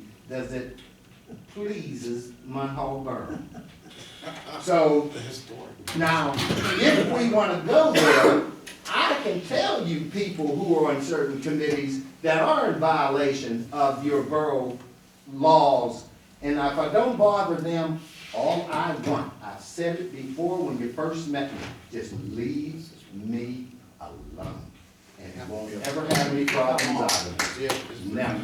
Never. Mr. Aldridge, I got one thing to say to you. Yes, sir. And I, on your first comment about the money that we could get from Allegheny County. Yes. Allegheny County and the RADS monies that I was told we were gonna get $350,000 reimbursed back to our borough. We didn't get a penny of that. Don't we have anybody that can We don't have any. force We that? have no force anywhere. Well, this, So, $5 a license in plate is gonna be a lot of money.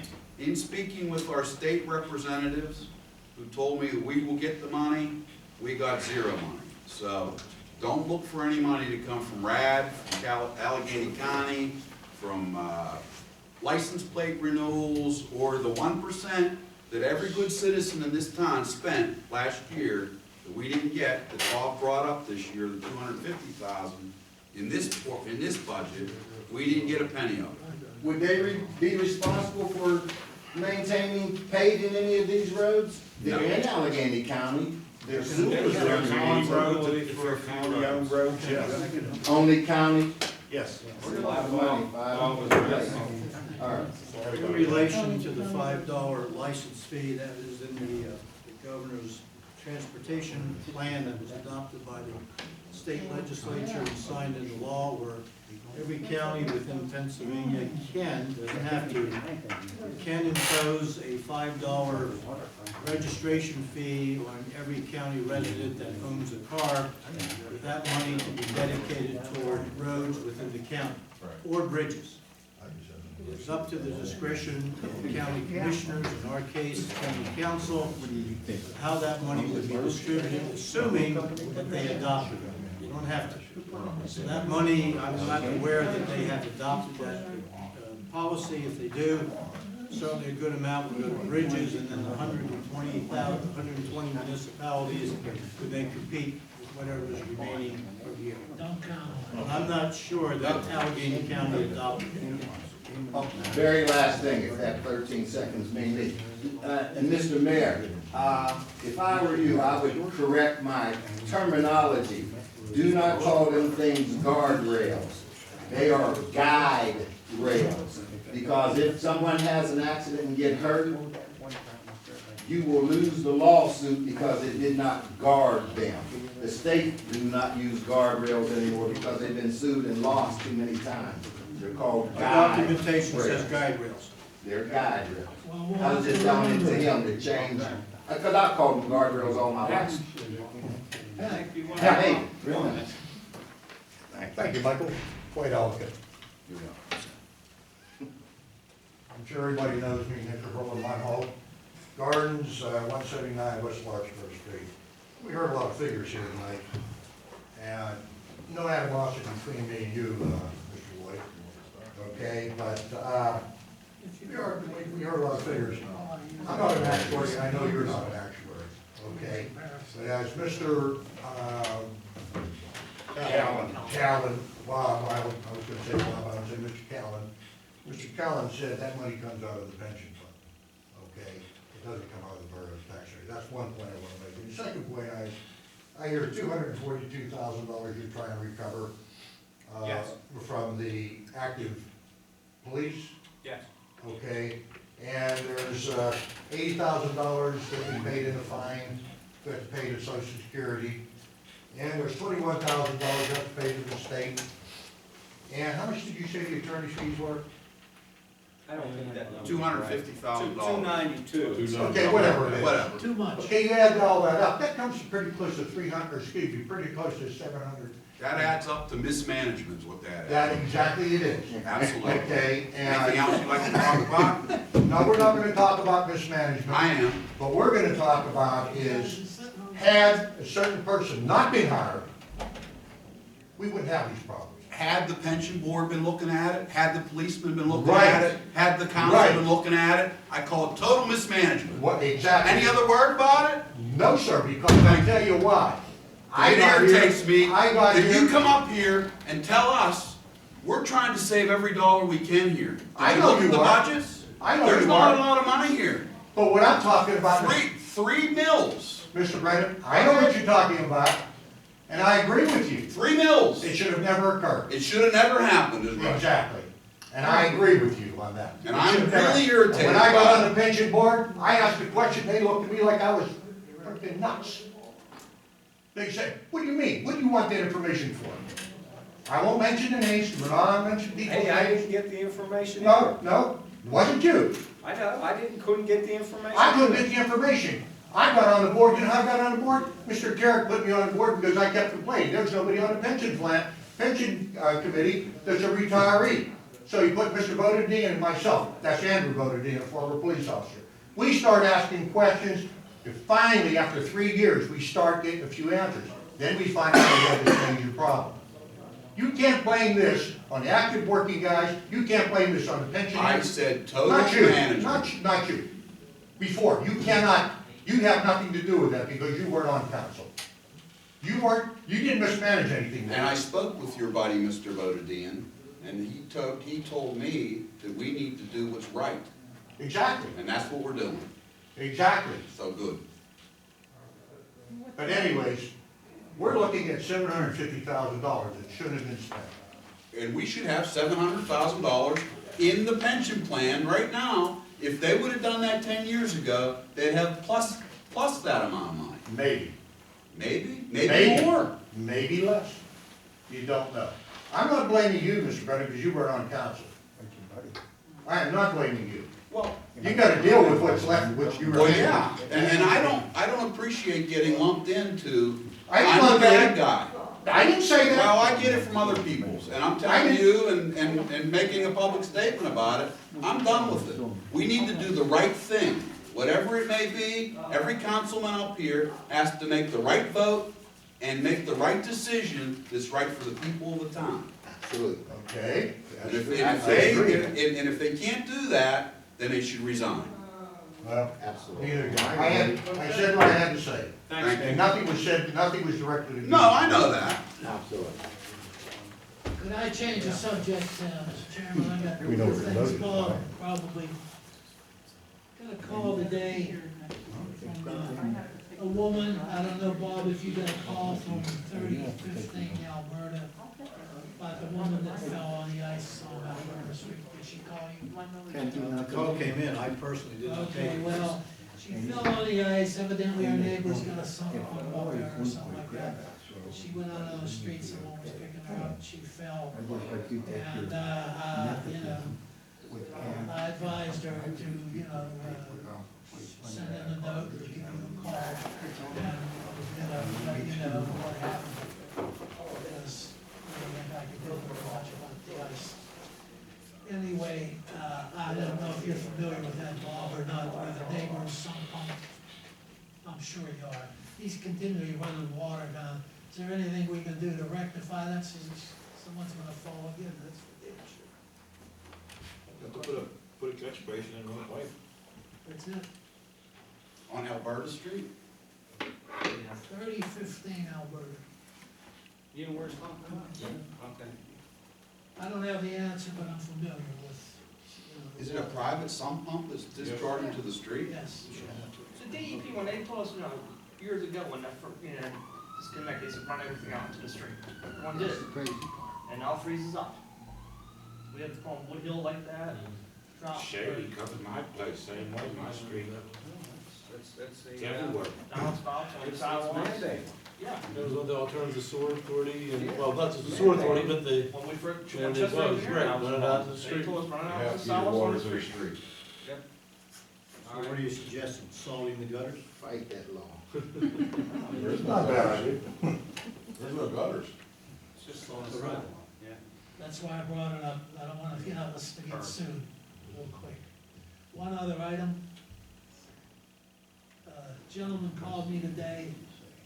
Bob, do we have from years ago, when we had the menorah out here and also Kwanzaa decorations? Mickey made them a long time ago. And, I got my ear beaten today about the menorah. We need to have a menorah up.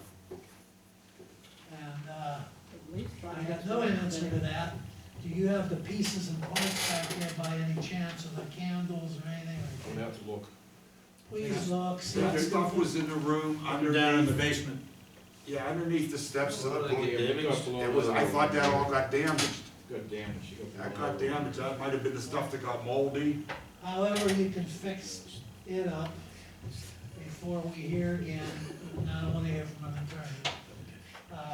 Put something up there. The other one I'll wait for, but, this one, the menorah, you know, the person's upset, so, you know, that's all I gotta say about it. I don't wanna hear from this person. If you could stick something up again to make it, do got plans downstairs, I acquired them probably 20 years ago, on how to build a program like this. And, when you, what light you should light, which day, and everything like that, it should be done according to law. Gentlemen, it's something that I present because it's something that's gotta be fixed. You're right, Ray. That's all I have to say about that. It should be done. That's it. If there's nothing else on council, just on the bottom of the agenda of the workshop.